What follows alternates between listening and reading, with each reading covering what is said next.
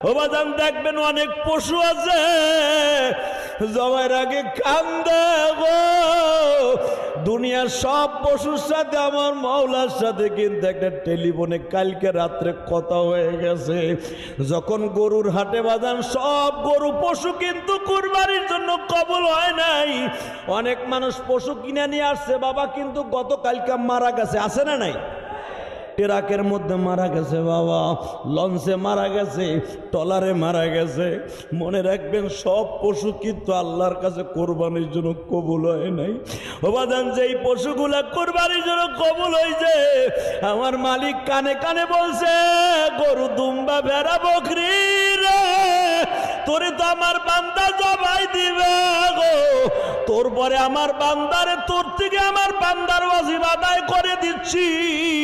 তোর গোশ খায়ে যখন আমার বান্দা আমারে আল্লাহু আকবার বলে ডাক দিবে